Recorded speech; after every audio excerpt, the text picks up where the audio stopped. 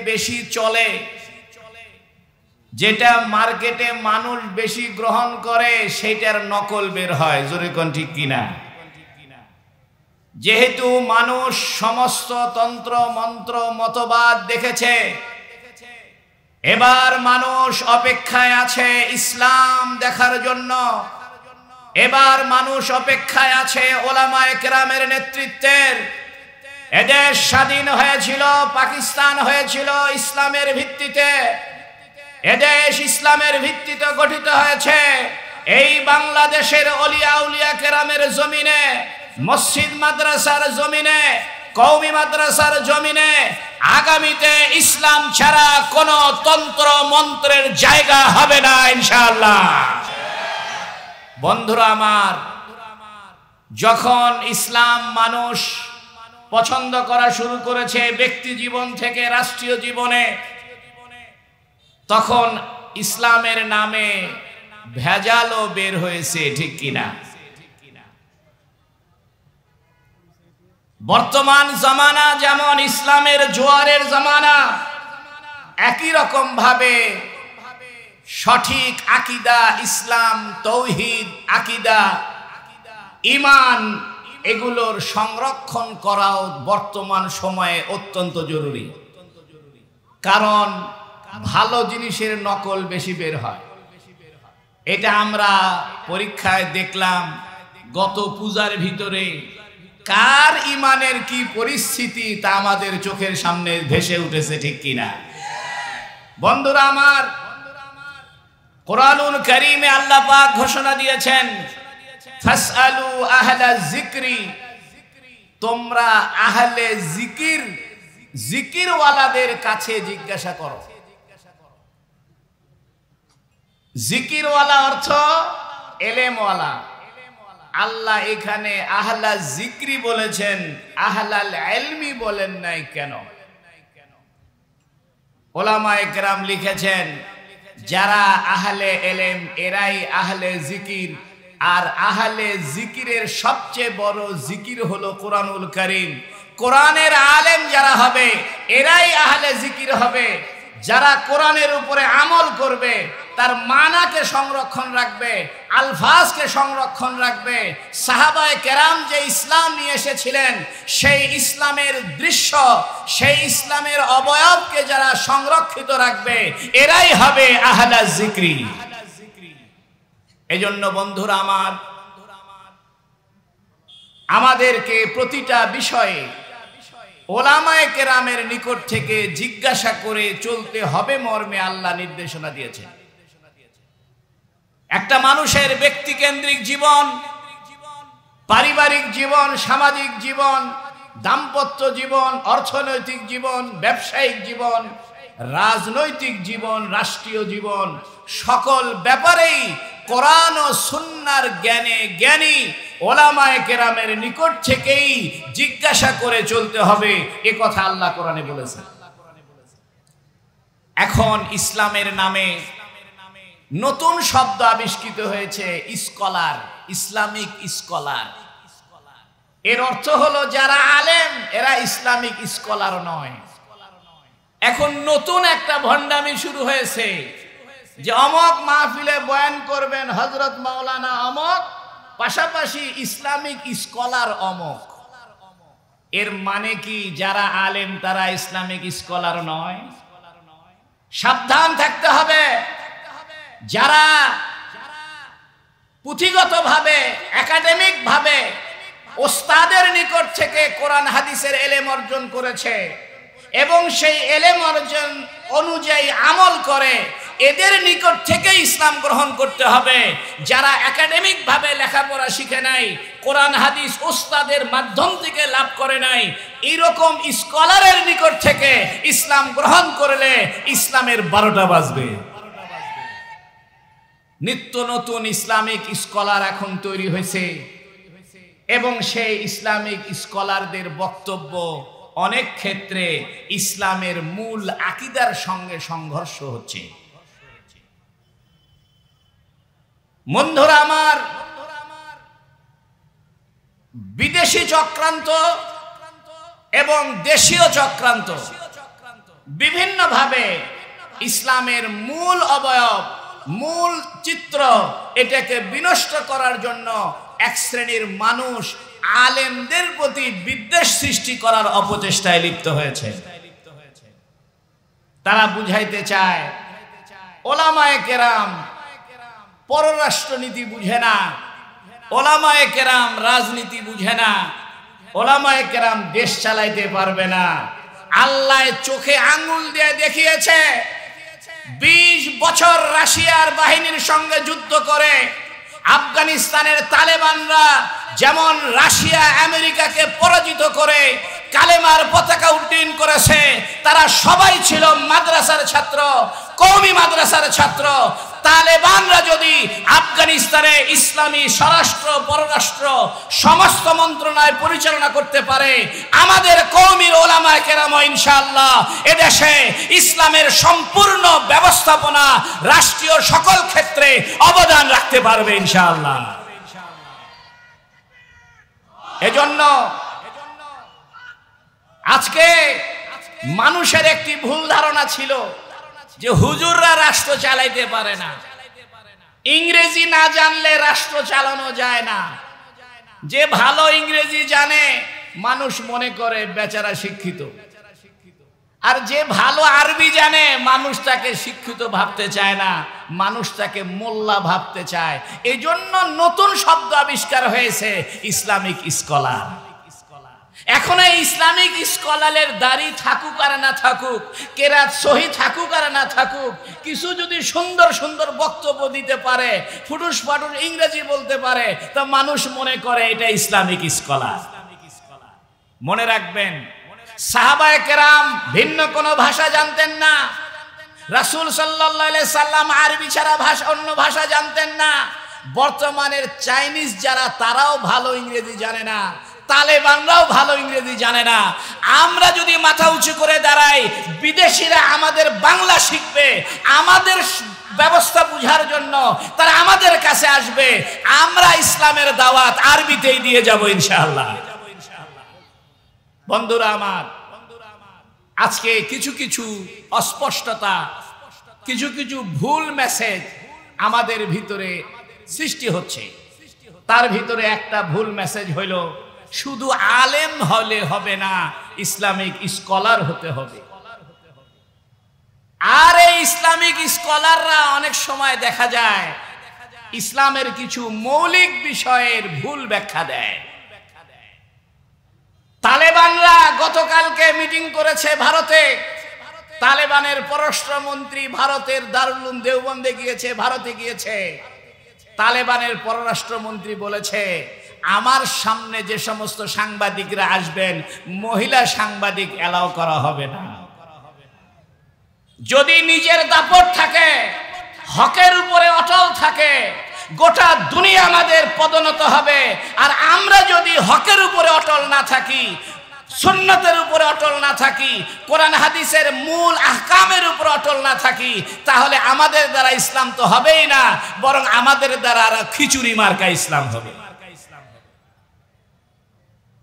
এক সময় মনে করা হতো তালেবানের মোল্লারা কি দেশ চালাবে, কিন্তু এখন চোখে আঙ্গুল দিয়ে দেখিয়ে দিয়েছে তালেবানের মোল্লারা তারা তাদের দেশকে অর্থনৈতিকভাবে সমৃদ্ধির পথে নিয়েছে, আইন শৃঙ্খলা সুন্দর করেছে, দেশের জনগণের নিরাপত্তার সুব্যবস্থা করেছে।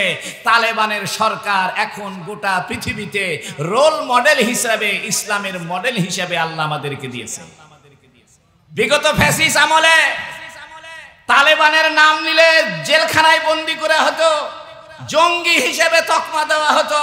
ওই দিন শেষ, ফ্যাসিস্টের আমল শেষ, জঙ্গিবাদীর তকমা দেওয়ার আমল শেষ। এখন এদেশে হবে ইসলামের সরকার, মুসলমানের সরকার, কোরআন ও হাদিসের সরকার। বন্ধুরা আমার, তালেবানরা শুধু রাষ্ট্র পরিচালনায় দক্ষতা দেখায় নাই, বরং আধুনিক জ্ঞান বিজ্ঞানেও তারা দক্ষতার পরিচয় দিয়েছে। নতুন নতুন মডেলের নতুন নতুন সুন্দর গাড়ি তারা নিজেরাই আবিষ্কার করছে, তৈরি করছে, আধুনিক অস্ত্র তৈরি করছে। সেজন্য ওলামায়ে কেরামের সঙ্গে আমাদের ইংরেজি শিক্ষিত ভাইদেরকে কাঁধে কাঁধ মিলিয়ে যে লাইনে পারদর্শী, যিনি কেমিস্ট্রিতে পারদর্শী তিনি কেমিস্ট্রিতে অবদান রাখবে, যিনি ফিজিক্সে পারদর্শী তিনি ফিজিক্সে অবদান রাখবে, কিন্তু ইসলামের মূল নির্দেশনা আসবে ওলামায়ে কেরামের নিকট থেকে। ওলামায়ে কেরাম মূল নির্দেশনা দিবেন, ইসলামের মূল ব্যাখ্যাটা তারা দিবেন, আর ইংরেজি শিক্ষিত ভাইয়েরা ওলামায়ে কেরামের সঙ্গে থেকে তারা তাদের অবস্থান থেকে তাদের বিষয় থেকে তারা অবদান রাখবে। এখন ইংরেজি শিক্ষিত ভাইয়েরা যদি ফতুয়া দেওয়া শুরু করে তাহলে তো ঝামেলা হয়। ডাক্তার সাহেব যদি ফতুয়া দেয় বিল্ডিং কিভাবে বানাইবেন, কয়টা রড লাগবে, তাহলে বিল্ডিং ভেঙে পড়বে। ইঞ্জিনিয়ার সাহেব যদি ফতুয়া দেয় পেটের বেদনা হলে কি ওষুধ খাইতে হবে, সেই ফতুয়া যদি ইঞ্জিনিয়ার সাহেব দেয় তাহলে রোগী সব মারা পড়বে। এজন্য ডাক্তার ডাক্তারের লেভেলে কাজ করবে, ইঞ্জিনিয়ার ইঞ্জিনিয়ারের লেভেলে কাজ করবে, যে যার অবস্থান থেকে ইসলামের কাজ করবে। ওলামায়ে কেরামের হাতে নেতৃত্ব থাকবে, ওলামায়ে কেরামের হাতেই নেতৃত্বের চাবিকাঠি থাকবে। যেমন আফগানিস্তানের তালেবান আলেমদের হাতে নেতৃত্ব চাবিকাঠি, আর তাদের কাঁধে কাঁধ মিলিয়ে ইংরেজি শিক্ষিত ভাইরা দেশকে এগিয়ে নিয়েছে। এদেশেও ইনশাআল্লাহ আলেমদের নেতৃত্বে দেশ পরিচালিত হবে। ইংরেজি শিক্ষিত ভাইদেরকে সাথে নিয়ে ইসলামের মূল দর্শনের উপরে ভিত্তি করে আলেমরাই যে দেশ পরিচালনা করবে ইনশাআল্লাহ। আলেমদেরকে বাদ দিয়া শরীয়তকে মানি না বলা অবজ্ঞা করে কেউ যদি এদেশের ক্ষমতার মসনদে আসতে চায়, জেনে রাখা দরকার যেই ক্ষমতায় আসুক না কেন ইসলামের সঙ্গে গাদ্দারি করে, ইসলামকে অবমাননা করে, ওলামায়ে কেরামকে তুচ্ছ তাচ্ছিল্য করে, ওই জঙ্গিবাদী বলে, রাজাকার বলে, ওই দিন শেষ। এখন ইসলামের বাংলাদেশ। এজন্য আমাদেরকে প্রস্তুতি নিতে হবে। সমসাময়িক সমস্ত বিষয়ের উপরে ওলামায়ে কেরামকে আরো দক্ষতার পরিচয় দিতে হবে। ওলামায়ে কেরাম যেন ইসলামের মূল ব্যাখ্যাটা তারা দিবেন, ইসলামের মূল ব্যাখ্যায় যেন ইংরেজি শিক্ষিত ভাইয়েরা হস্তক্ষেপ না করেন, এটা স্মরণ রাখা দরকার। কিছু কিছু বিষয় আছে যেগুলো মানুষের ঈমানকে ধ্বংস করে, তার ভিতরে একটি গুরুত্বপূর্ণ বিষয় হলো ইসমতে আম্বিয়া, নবীদের নিষ্পাপ হওয়া, সাহাবায়ে কেরাম সমালোচনার ঊর্ধ্বে হওয়া, সাহাবায়ে কেরাম মেয়ারে হক হওয়া, সাহাবায়ে কেরাম সত্যের মাপকাঠি হওয়া। এই বিষয়গুলোকে কালিমা লিপ্ত করার কোনো সুযোগ নাই।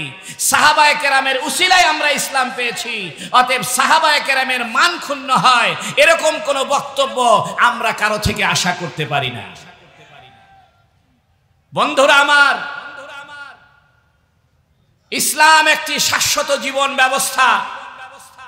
মানুষের সার্বিক জীবনের সকল বিষয়ে ইসলাম দিক নির্দেশনা দিয়েছে। এমন কোন বিষয় নাই যে বিষয়ে ইসলাম কোনো কথা বলেনি। কোন মুসলমান যদি মনে করে যে আমি নামাজ পড়ি, রোজা করি, ওমরা করি, হজ করি, কিন্তু বর্তমান সময়ে কোরআন হাদিস অনুযায়ী রাষ্ট্র পরিচালনা সম্ভব নয়, তাহলে ফিকহের দৃষ্টিতে, মুফতিয়ায়ে কেরামের দৃষ্টিতে, কোরআন হাদিসের দৃষ্টিতে তাকে মুসলমান বলাই তো কঠিন হয়ে দাঁড়াবে। কেউ যদি মনে করে পর্দার ব্যবস্থা শিথিল হয়ে গিয়েছে, 1400 বছর আগে যেমন পর্দার ব্যবস্থা ছিল বর্তমানে আর এরকম পর্দা করার সুযোগ নাই, এরকম পর্দা ব্যবস্থা আর মানার কোনো পরিবেশ নাই, পর্দা ব্যবস্থা আমাদের আর মানতে হবে না, এটা একটু ঢিলঢাল করে দাও, এরকম পরিস্থিতি যদি কেউ সৃষ্টি করে এটাও মানার কোনো সুযোগ নাই। এজন্য ইসলামের আকীদা বিসর্জন দিয়ে, ইসলামের মৌলিকত্ব বিসর্জন দিয়ে আমরা কখনো ইসলাম কায়েম তো করতেই পারবো না, বরং আমরা নিজেরাও ক্ষতিগ্রস্ত হব, জাতিকে ক্ষতিগ্রস্ত করব। এজন্য ঈমানের একটা গুরুত্বপূর্ণ বিষয় হলো ইসলাম। রান্নাঘর থেকে সংসদ পর্যন্ত, ব্যক্তি জীবন থেকে রাষ্ট্রীয় জীবন পর্যন্ত ইসলামের ব্যাপ্তি, ইসলামের সীমানা। এজন্য কোনো মানুষ যদি ভাবে যে আমি নামাজ পড়ি, রোজা রাখি, কিন্তু মনে মনে তার চিন্তা, তার ধারণা, তার বিশ্বাস যে ইসলাম সংসদে চলতে পারে না, ইসলাম দিয়ে রাষ্ট্র চলতে পারে না, ইসলাম দিয়ে পররাষ্ট্রনীতি হতে পারে না, ইসলাম দিয়ে অর্থনৈতিক ব্যবস্থা চলতে পারে না, এরকম কেউ যদি ধারণা করে তাহলে তার ঈমানের খতরা আছে, তার মুসলমান হিসাবে থাকাটাই সন্দেহপূর্ণ হয়ে যাবে। কিন্তু আমরা দেখছি হাজার হাজার এদেশের মুসলমান তারা নামাজ পড়ে, রোজা রাখে, হুজুরদের সঙ্গেও মিশে, টুপিও মাথায় দেয়, কিন্তু ইসলামকে রাষ্ট্রীয়ভাবে প্রতিষ্ঠার কথা বললে তাদের গায়ে চুলকানি উঠে। বন্ধুরা আমার, মানুষের ঈমান এবং আকীদা সংরক্ষণ করা ফরজ। আর এই ঈমান আর আকীদার সংরক্ষণের মডেল হলো রাসূলুল্লাহ সাল্লাল্লাহু আলাইহি সাল্লাম এবং তার সুশিক্ষিত বাহিনী, পরীক্ষিত বাহিনী। আল্লাহ যাদের উপরে রাজি তারাও আল্লাহর উপরে রাজি। এই সাহাবায়ে কেরাম হলেন এই সুশিক্ষিত জামাত, এই আহলে জিকির জামাত, এই আহলে জিকির জামাত যারা ইসলামের মডেল। আল্লাহ যাদেরকে প্রসঙ্গে বলেছেন আমিনু কামা আমানান নাস, তোমরা ঈমান আনো যেমন সাহাবায়ে কেরাম ঈমান এনেছে। অতএব ইসলামের মডেল হলো সাহাবায়ে কেরাম, ইসলামের মডেল হলো মুহাম্মাদুর রাসূলুল্লাহ সাল্লাল্লাহু আলাইহি ওয়াসাল্লাম। তালেবানরা যেমন আকীদার ব্যাপারে কোনো ছাড় দেয় নাই, রাশিয়া আমেরিকার সামনে মাথা নত করে নাই, পাগড়ি খোলে নাই, হাতের তসবি বাদ দেয় নাই, এটা চিন্তা করে নাই যে আমরা ওয়াশিংটনের ডিসিতে মিটিং এ যাব, এখানে পাগড়িটা একটু খুলে যায়, হাতের তসবিটা একটু পকেটে রাখি। বরং তালেবানের সরকারের মন্ত্রীরা হাতের মধ্যে তসবি, মাথায় পাগড়ি, গায়ে জুব্বা, মুখে সুন্নতি দাড়ি নিয়ে ওয়াশিংটনের ভবনকে কাঁপায়া দিয়েছে। পত্রিকায় পড়লাম তালেবানের প্রধান বিচারপতিকে জিজ্ঞেস করা হয়েছে, আপনারা দেশে কিভাবে এত সুন্দর একটি রাষ্ট্র পরিচালনা করছেন? তালেবানের প্রধান বিচারপতি উনি বাড়ির থেকে সাইকেলে করে শুকনা রুটি আর ভাজি বাসার থেকে নিয়ে এসে, প্রধান বিচারপতি উনি উনার সুপ্রিম কোর্টে বাসার নাস্তা খায়। উনাকে বলছে আপনি সরকারি গাড়ি নেন, বলছে না, জনগণের টাকায় গাড়ি আমার দরকার নাই। আমি আগে যেমন মোল্লা ছিলাম, মাদ্রাসায় মুফতি ছিলাম, মাদ্রাসায় মুহাদ্দিস ছিলাম, মাদ্রাসায় মুফাসসির ছিলাম, মাদ্রাসার ওস্তাদ ছিলাম, তখন যে সাইকেল নিয়ে আমি বাসার থেকে মাদ্রাসায় এসেছি, আমি তালেবানের প্রধান বিচারপতি হয়েছি, ওই সাইকেল দিয়েই আমি এখন সুপ্রিম কোর্টে যাব। রাষ্ট্রীয় ব্যয় সংকোচন করেছে তালেবানরা। তালেবান প্রধান বিচারপতির সাক্ষাৎকার পড়লাম আমি, তাকে জিজ্ঞাসা করা হয়েছে আপনারা এই রাষ্ট্রকে কিভাবে এত সুসংহত, এত সুন্দর করলেন? তালেবানের প্রধান বিচারপতি বলেছেন আমরা তিনটা কাজ করেছি। একটি কাজ আমরা রাষ্ট্রীয় ব্যয় সংকোচন করেছি, 2 নম্বরে আমরা নিরাপত্তা দিয়েছি। বা আমাদের এই আফগানিস্তানের কোন মহিলা যদি রাত 2টার সময় বের হয় তার চুরি ছিনতাইয়ের কোনো ভয় নাই, নিরাপত্তা দিয়েছি। 3 নম্বরে বলেছেন যে আমরা আমাদের দুর্নীতিকে আমরা খতম করে দিয়েছি। কোন সরকারি অফিসে কোনো ঘুষ দিতে হয় না, কোন চাকরি নিতে কোনো ঘুষ দিতে হয় না, দুর্নীতিকে আমরা বন্ধ করেছি। 1 নম্বরে তালেবানরা বলেছে আমরা রাষ্ট্রীয় ব্যয় সংকোচন করেছি, 2 নম্বরে দুর্নীতি খতম করেছি, 3 নম্বরে আমরা জনগণের নিরাপত্তা দিয়েছি। ইনশাআল্লাহ এদেশেও ওলামায়ে কেরামকে যদি ক্ষমতায় দেওয়া হয় তাহলে তারা ইনশাআল্লাহ নিরাপত্তার ব্যবস্থা করবে, দুর্নীতি বন্ধ করবে, রাষ্ট্রীয় ব্যয় সংকোচন করবে। তাহলে ইনশাআল্লাহ এই সোনার বাংলাদেশ সত্যিকারের সোনার বাংলাদেশ হবে। বন্ধুরা আমার, এ জাতির পরীক্ষিত হলো ওলামায়ে কেরাম। মসজিদে ইমাম সাহেব ইমামতি করেন, কোন ইমাম সাহেবের চরিত্র যদি খারাপ হয় মুসল্লি তার পিছে নামাজ পড়তে চায় না। মুসল্লিরা ঘুষ খায়, মুসল্লিরা সুদি ব্যাংকে চাকরি করে, ব্যাংক থেকে সুদ নেয়। ইমাম সাহেব যদি ব্যাংকের থেকে সুদ নেয় মুসল্লি আর ইমাম সাহেবের পিছনে নামাজ পড়বে। মুসল্লিরা পরকীয়া প্রেম করে, উল্টা পাল্টা করে, ধরা খায়। ইমাম সাহেব যদি উল্টা পাল্টা করে ইমাম সাহেবের পিছনে নামাজ পড়বে না। এর দ্বারা বোঝা যায় ইমাম সাহেবরা চারিত্রিকভাবে ওই এলাকার সর্বশ্রেষ্ঠ চরিত্রের অধিকারী। এই চরিত্রবান লোকগুলোকে এদেশের রাজনীতিতে আসতে হবে। এই চরিত্রবান লোকগুলোকে আপনাদের নেতৃত্বে তাদের হাতে দিতে হবে। মসজিদ মাদ্রাসার আলেম ওলামাদের মাধ্যমে ইসলাম কায়েম হবে। অত বেশি স্কলারের দ্বারা ইসলাম হবে না। স্কলাররা থাকবে, আলেমদের নেতৃত্ব গ্রহণ করে ওলামায়ে কেরামের নেতৃত্বের মাধ্যমে এদেশে খেলাফত কায়েম হবে, এদেশে ইসলামী শরিয়া ব্যবস্থা কায়েম হবে। বন্ধুরা আমার, টকশোতে দেখলাম বলছে যে আপনারা ইসলামী রাষ্ট্র গঠন করলে, হুজুররা আপনারা ক্ষমতায় গেলে প্রথমেই মনে হয় হাত কেটে দিবেন, চোরদেরকে ধরে ধরে হাত কেটে দিবেন। আমি বললাম, হাত যদি কাটাই লাগে বিগত সময়ের জালেমদের হাত কাটতে হবে আগে। আমি বললাম, দেখেন, একটা ভুল কথা ভুলভাবে উপস্থাপন করা হয়। ইসলামী শরিয়া, ইসলামী রাষ্ট্রের বিধান হলো, ইসলামী রাষ্ট্রের প্রধান খলিফাতুল মুসলিমিন, রাষ্ট্রপ্রধান, তিনি বলবেন যে বাইতুল মাল থেকে, রাষ্ট্রীয় কোষাগার থেকে যাদের চাকরি নাই তাদেরকে ভাতা দেওয়া হবে, যাদের বাড়ি নাই তাদেরকে বাড়ি দেওয়া হবে, চিকিৎসা নাই চিকিৎসার ব্যবস্থা করা হবে। যখন রাষ্ট্রপ্রধান ঘোষণা দিবে, এই জনগণের, আমার দেশের জনগণের যাদের চাকরি নাই তারা ফ্রি ফ্রি ভাতা পাইবা, বাড়ি নাই বাড়ি পাইবা, চিকিৎসা নাই চিকিৎসা পাইবা, এরপরে চুরি করলে হাত কাটার কথা। কিন্তু ভুল বোঝানো হয় যে আমাদের দেশের ইসলাম যদি রাষ্ট্রীয়ভাবে কায়েম হয় তাহলে মনে হয় ধরে ধরে চোরের হাত কাটবে।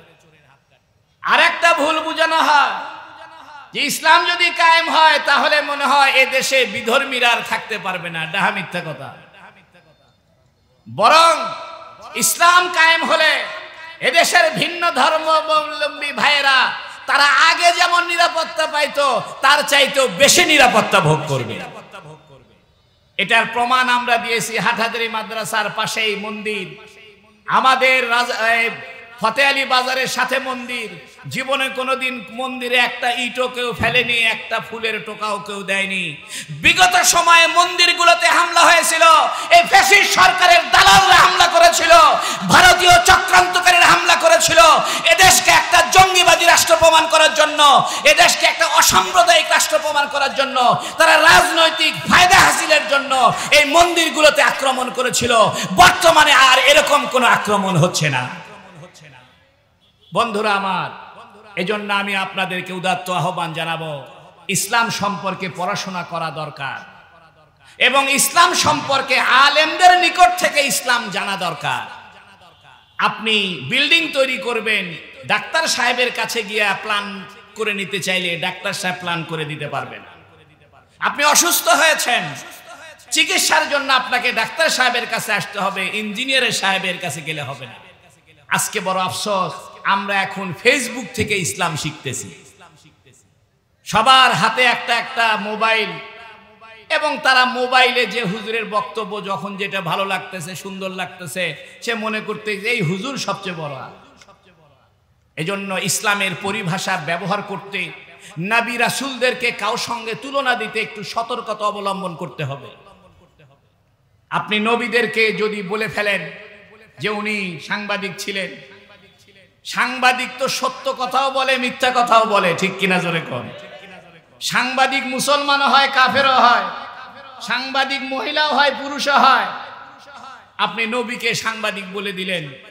এই জন্য মনে রাখবেন, সাহাবায়ে কেরামের শানে নবীদের ব্যাপারে কোনো বিষয় যদি আপনি তুলনা দিতে চান, সতর্কতা আরো অবলম্বন করবেন।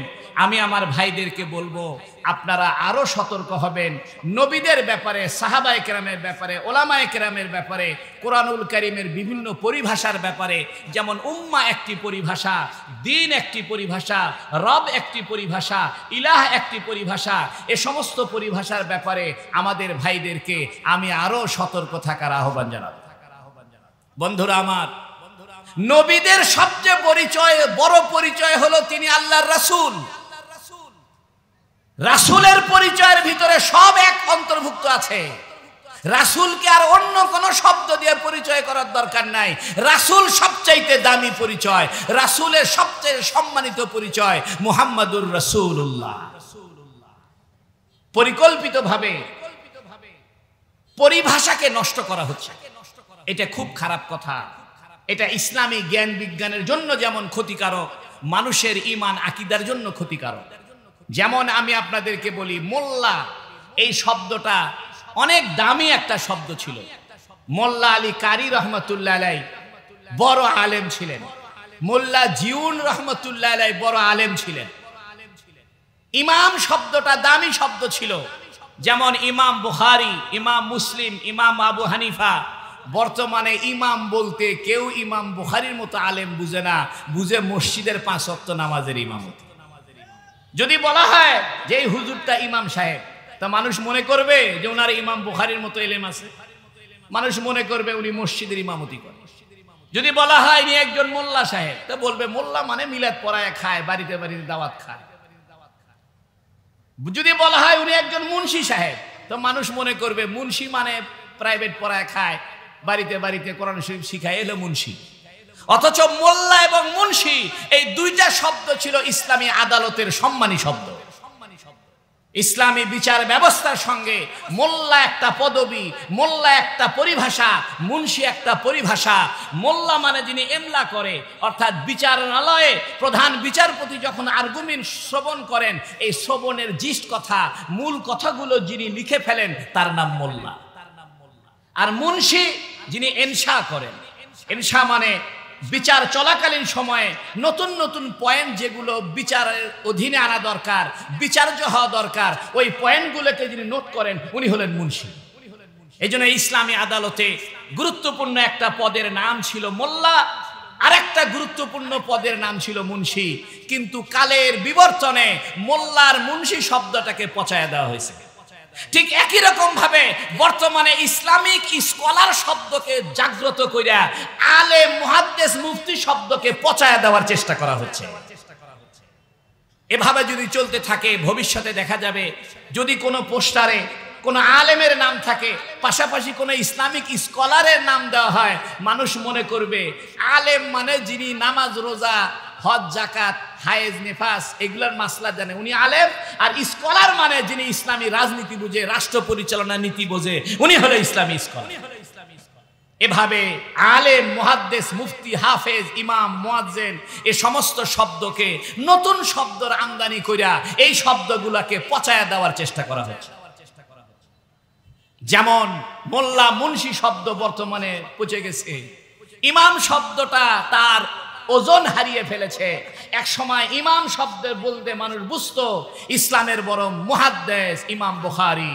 ইমাম শব্দ শুনলে বুঝতো ইনি একজন ফকিহ, একজন মুস্তাহিদ ইমাম বুখারী, ইমাম আবু হানিফা, ইমাম শাফি, ইমাম মালিক, এটা বুঝতো। আর এখন সেই শব্দটা সংকুচিত হতে হতে হতে হতে এটা পচতে পচতে এটা নিচের দিকে নামতে নামতে 5 ওয়াক্ত নামাজের ইমামতির সাথে যুক্ত হয়েছে। একই রকম ভাবে খলিফা শব্দটা, এক সময় খলিফা শব্দ ছিল মুসলিম বিশ্বের যারা রাষ্ট্রপ্রধান ছিলেন তাদের নাম ছিল খলিফা। হযরত আবু বকর ছিলেন খলিফা, রাসূল সাল্লাল্লাহু আলাইহি সাল্লাম ছিলেন খলিফা, রাসূল ছিলেন খলিফাতুল্লাহ, আর আবু বকর ছিলেন খলিফাতুর রাসূল।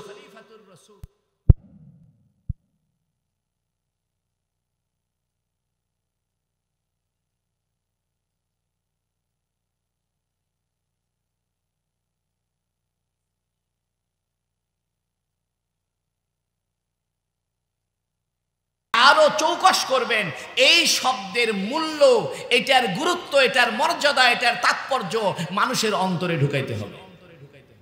এখন আমরা দেখছি যে বিশিষ্ট স্কলার, তা মানুষ মনে করে যে মৌলানা মুফতি সাহেব উনি পররাষ্ট্রনীতি বুঝবেন না, উনি রাজনীতি বুঝবেন না। ইসলামিক স্কলার যিনি, তিনি রাজনীতি বুঝেন।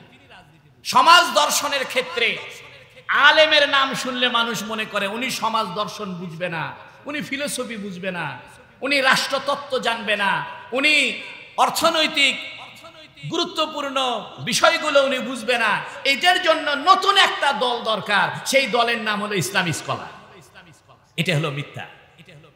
এটা হলো আলেম পরিভাষাটাকে নতুন করে পচায়া দেওয়ার জন্য, নতুন করে ডাউন করায় দেওয়ার জন্য এই চক্রান্ত শুরু হয়েছে। জানি না এটা কে শুরু করেছে, কেন শুরু করেছে, এটা আমাদের পরহেজ করা দরকার।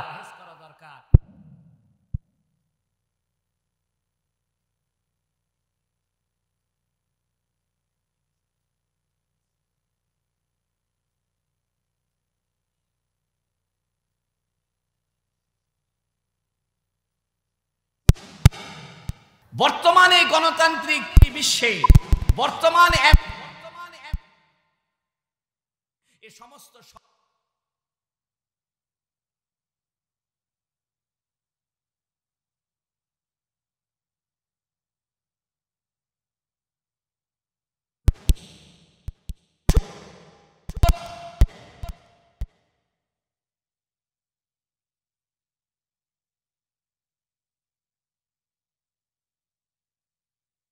ভাবে অর্থনৈতিকভাবে দর্শনগতভাবে সকল বিষয়ে ইসলাম একটা পরিপূর্ণ জীবন বিধান। এটা ঈমানের একটা অঙ্গ। আল ইয়াউমা আকমালতু লাকুম দীনাকুম ওয়া আতমামতু আলাইকুম নি'মাতি। বিদায় হজের ভাষণে আল্লাহ পাক নাজিল করেছেন, আল ইয়াউমা আকমালতু লাকুম দীনাকুম, আমি আজকে তোমাদের দ্বীনকে পরিপূর্ণ করলাম, ওয়া আতমামতু আলাইকুম, এবং পূর্ণাঙ্গ দিলাম, কামেল করলাম, তামাম করলাম। আকমালতু আর আতমামতু, আকমাল কামেল বলা হয় গুণগতভাবে পরিপূর্ণ, আর তামাম বলা হয় সংখ্যাগতভাবে পরিপূর্ণ। এই জন্য ইসলাম নবীদের সংখ্যার দিক থেকে ইসলাম পরিপূর্ণ, আর কোন নবী আসবে না। গুণগতভাবে, বৈশিষ্ট্যগতভাবে, ক্যারেক্টারগতভাবে, চরিত্রগতভাবে ইসলাম পূর্ণ হয়েছে। নতুন কোন তন্ত্র মন্ত্র আর দরকার নাই। যে জিনিস বাজারে পাওয়া যায় না, এই জন্য কি সেই জিনিসটা ভুল? এটাই আখিরি জমানায় আমাদের ইমানের পরীক্ষা। দীর্ঘদিন এই বিশ্বে ইসলামী রাষ্ট্র ব্যবস্থা ছিল না। মানুষ মনে করা শুরু করেছিল যে ইসলাম নিয়ে রাষ্ট্র চলতে পারে না, রাষ্ট্রীয়ভাবে ইসলামী বিধান চলতে পারে না, এটা মনে করতে শুরু করেছিল। আল্লাহ আমাদের ইমানের অবস্থা দেখে আমরা যেন কাফের না হয়ে যাই, আল্লাহ নতুন করে তালেবানের মাধ্যমে একটা ইসলামী ইমারতের ব্যবস্থা আমাদেরকে উপহার দিয়েছে। আমরা সরকারকে বলবো অতি সত্বর আফগানিস্তানের সঙ্গে কূটনৈতিক সম্পর্ক জোরদার করার জন্য। ভারতের সঙ্গে আফগানিস্তানের কূটনৈতিক সম্পর্ক খুব দহরম মহরম। এই জন্যই তো আফগানিস্তানের পররাষ্ট্রমন্ত্রী ভারতে গিয়েছে। আর আমাদেরকে বলা হচ্ছে, ইন্ডিয়া আমাদেরকে বলতেছে, তোমাদের দেশে তো হুজুররা তালেবান হয়ে গেল, এ দেশ তো আফগানিস্তান হবে। তোমরা যদি আফগানিস্তানকে এতই অপছন্দ করো, তাহলে কূটনৈতিক সম্পর্ক তোমরা আফগানিস্তানের সঙ্গে কেন রেখেছো? পররাষ্ট্রমন্ত্রীকে কেন দাওয়াত দিলে? ভারত আমাদেরকে বুঝায় গরু জবাই করা যাবে না, কিন্তু বিশ্বে সবচাইতে গরুর গোশত বেশি রপ্তানি করে ভারত। ভিতরে এক কথা, বাইরে এক কথা। এগুলো জনগণ বুঝে গেছে, এগুলো রাজনৈতিক শেষরামি বুঝে গেছে, এগুলো তালবাহানা বুঝে গেছে। তালেবানকে দরকার এই সাবকন্টিনেন্টালে, দক্ষিণ পূর্ব এশিয়াতে আগামীতে তালেবানরাই নেতৃত্ব দিবে, তালেবানরাই নেতৃত্ব দিবে। গজওয়াতুল হিন্দের পতাকা তালেবানদের হাতেই থাকবে ইনশাআল্লাহ।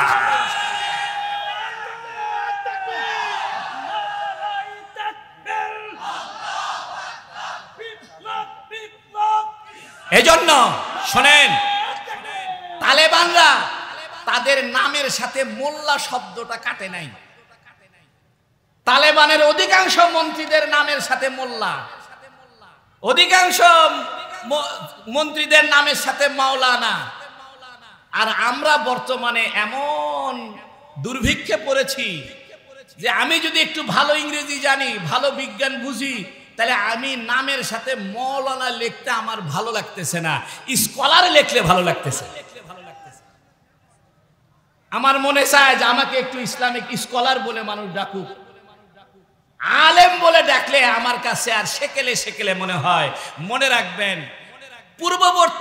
পূর্ববর্তী জাতির সংশোধন যেভাবে হয়েছে, পরবর্তী জাতির সংশোধন সেভাবে হবে। সাহাবায়ে কেরামের যেভাবে ইসলাম কায়েম হয়েছে, বর্তমানেও সেভাবে ইসলাম কায়েম হবে। কোন তন্ত্র মন্ত্রের দ্বারা ইসলাম ওইভাবে প্রতিষ্ঠিত হবে না। ইসলাম প্রতিষ্ঠিত হবে শুরাই নিজামের মাধ্যমে, ইসলাম রক্ষা হবে জিহাদের মাধ্যমে, ইসলাম রক্ষা হবে জিহাদের মাধ্যমে, ইসলাম প্রচার হবে আখলাকের মাধ্যমে। এক হাতে আখলাক, এক হাতে তরবারি। ওয়াশিংটন ডিসিকে ভয় করার সময় নাই। যেমন তালেবানরা রাশিয়াকে বৃদ্ধাঙ্গুল দেখিয়েছে, আমেরিকাকে বৃদ্ধাঙ্গুল দেখিয়েছে, এদেশের আলেমরাও এক হাতে সুন্দর আখলাক আর এক হাতে জিহাদের ঝান্ডা নিয়ে ইসলামকে কায়েম করবে ইনশাআল্লাহ। বন্ধুরা আমার, এজন্য আমি আপনাদেরকে বলছি, আলেমদের নিকট থেকে ইসলাম শিখবেন, কোরআন হাদিস নিজেরা পড়বেন। আলেমদের সংস্পর্শে থেকে আপনি নিজে নিজে ডাক্তারি বই পড়ে ডাক্তার হতে পারবেন না। যে কোনো একজন বিশেষজ্ঞ ডাক্তারের পিছনে ইন্টারনি করতে হয়। উকিল হইতে চাইলে বড় উকিলের সঙ্গে থেকে থেকে সিনিয়র ডেকে ডেকে উকিল হতে হয়। ঠিক আল ইলমু, এটা এলেমটা সিনিয়র এলেম, সহবতের দ্বারা এলেম আসে। এই জন্য যারা সহবতের মাধ্যমে এলেম পেয়েছে, ওস্তাদের মাধ্যমে এলেম পেয়েছে, তাদের থেকে ইসলাম শিখতে হবে। 3 নম্বরে, পরিভাষাকে পরিবর্তন করবেন না। এটা একটা বড় খারাপ লক্ষণ এবং খারাপ একটা পরিস্থিতি যে আমরা পরিভাষাকে, নতুন পরিভাষা সৃষ্টি করে পুরাতন পরিভাষাকে আমরা ডুবাইয়া দিচ্ছি। যেমন ইমাম শব্দটা ডুবে গেছে, মোল্লা মুন্সি শব্দটা নিচু হয়ে গেছে, এখন পরিভাষার নতুন নতুন আবিষ্কার হচ্ছে। বন্ধুরা আমার, ইসলাম আপনার শুধু রাজনৈতিক একটি দর্শনের নাম নয়। ইসলাম যেমন রাজনৈতিক দর্শন, ইসলাম একটা আধ্যাত্মিক দর্শন। এজন্য সুফিয়ায়ে কেরাম যে ইসলাম এনেছেন, সেই সুফিয়ায়ে কেরামের ইসলামে, সেই সুফিবাদী হকপন্থী দর্শনের ভিত্তিতেই ইসলাম কায়েম হবে। শুধু রাজনৈতিক দর্শন দিয়ে ইসলাম কায়েম হবে না। একদিকে রাজনৈতিক দর্শন, আর একদিকে সুফিবাদী দর্শন, আল্লাহওয়ালা দর্শন, আউলিয়া কেরামের দর্শন। এই দুই পদ্ধতি যখন একত্রিত হবে, তখন ইনশাআল্লাহ দেশে ইসলাম কায়েম হবে। তার প্রমাণ আমরা দেখেছি তালেবানের মাধ্যমে। তারা সবাই ছিল কওমি মাদ্রাসার শিক্ষক। মোল্লা ওমর কওমি মাদ্রাসার শিক্ষক, সরেজামি মাদ্রাসার মুহতামিম। যখন চতুর্দিকে বিশৃঙ্খলা, তখন উনি উনার মুরিদানদেরকে নিয়ে, ছাত্রদেরকে নিয়ে ঝাঁপায় পড়লেন। মানুষে বলতেছে এরা কারা? মানুষ বলে এরা তালেবান। তালেব মানে শিক্ষার্থী, ছাত্র, তালেবান মানে শিক্ষার্থী সমূহ। সেখান থেকে নাম আসছে তালেবান। তালেবান মানে হলো ছাত্র সমূহ। মোল্লা ওমর দামাত বারাকাতুহুম, উনি এক ধাকে পীর ছিলেন, আর একদিকে মাদ্রাসার মুহাদ্দিস ছিলেন, আর একদিকে রাজনৈতিক মুজাহিদ ছিলেন, জিহাদের ময়দানে আমির ছিলেন। উনাদের মাধ্যমে এমন ইসলাম কায়েম হয়েছে যে ইসলামের মন্ত্রীদের মাথায় পাগড়ি, মুখে দাড়ি, হাতে তসবিহ। সেদিন বেশি দূরে নয়, ইনশাআল্লাহ যদি এদেশের জনগণ সঠিক ইসলামকে বুঝতে সক্ষম হয়, ওলামায়ে কেরামের সঙ্গে মহব্বত রাখে, ওলামায়ে কেরাম থেকে দ্বীন শেখে, ওলামায়ে কেরামের সঙ্গে সংযুক্ত থাকে, ইনশাআল্লাহ এদেশেও এমন মন্ত্রী আমরা পাবো যাদের মাথায় থাকবে পাগড়ি, হাতে থাকবে তসবিহ। বন্ধুরা আমার, ইসলাম সাহাবায়ে কেরামের যুগে যেভাবে প্রতিষ্ঠিত হয়েছে, সেভাবেই বর্তমান যুগেও প্রতিষ্ঠিত হবে। কেউ যদি চিন্তা করে বর্তমান যুগে সাহাবায়ে কেরামের পদ্ধতিতে আর ইসলাম প্রতিষ্ঠিত হবে না, তাহলে তার ইমানের খতরা, ইমানের ভ্রান্তি, তার বুঝের ভ্রান্তি, তার ইমান নিয়ে টানাটানি শুরু হবে। এজন্য বন্ধুরা আমার, আমি আমার বক্তব্যে 3টি কথা আপনাদেরকে বোঝানোর চেষ্টা করলাম। 1 নম্বরে, ইসলাম পূর্ণাঙ্গ জীবন ব্যবস্থা। এ ব্যাপারে যদি কারো আকীদা দুর্বল হয়, ঈমান নষ্ট হয়। 2 নম্বরে, ইসলাম শিখতে হবে ওলামায়ে কেরামের নিকট থেকে। 3 নম্বরে, নতুন পরিভাষা আবিষ্কার করার ব্যাপারে নবীদের সঙ্গে কোনো শব্দ সংযোজন করতে, সাহাবায়ে কেরামের সঙ্গে কোনো শব্দ ব্যবহার করতে আরো সতর্কতা অবলম্বন করতে হবে। সর্বশেষ, সব ঘরানার আলেমদেরকে একত্রিত হওয়ার, ঐক্যমত হওয়ার, সব আলেম একজোট হওয়ার আমরা আশাবাদী। আমরা চাই এদেশে সমস্ত ইসলামপন্থীদের একটা ভিন্ন একটা ভোট বাক্স হোক, যাতে আমরা যে কোনো ঘরানার মানুষ ইসলামপন্থীদেরকে ক্ষমতায় দেখতে চাই। মতভেদ আমরা কমিয়ে আনতে চাই, মতভেদ যাতে কমিয়ে আনি। এজন্য কেউ এমন কোনো বক্তব্য না রাখি যার দ্বারা অন্য কোনো পথ মতের অনুসারীরা উত্তেজিত হয়। তবে আমাদেরকে ঈমান আকীদার ব্যাপারে কোনো ছাড় দেওয়ার অবকাশ নাই। কোরআন হাদিসের মূল থিমের সঙ্গে আমাদেরকে এগিয়ে আসতে হবে। এজন্য আমাদেরকে পড়াশোনা করতে হবে, কোরআনের শুদ্ধ করতে হবে। হাজার হাজার ইসলামিক স্কলার কোরআন শরীফ শুদ্ধ নাই। যে বেচারার কোরআন শরীফ শুদ্ধ নাই, সে বেচারা দিয়ে কিভাবে ইসলাম হবে? বন্ধুরা আমার, আল্লাহ রাব্বুল আলামিন আমাদের সবাইকে এই কথাগুলোর উপরে আমল করার তৌফিক দান করে বলুন আমিন। ওয়া আখিরু দাওয়ানা আনিল হামদুলিল্লাহি রাব্বিল আলামিন। আসসালামু আলাইকুম ওয়া রাহমাতুল্লাহি ওয়া বারাকাতুহু।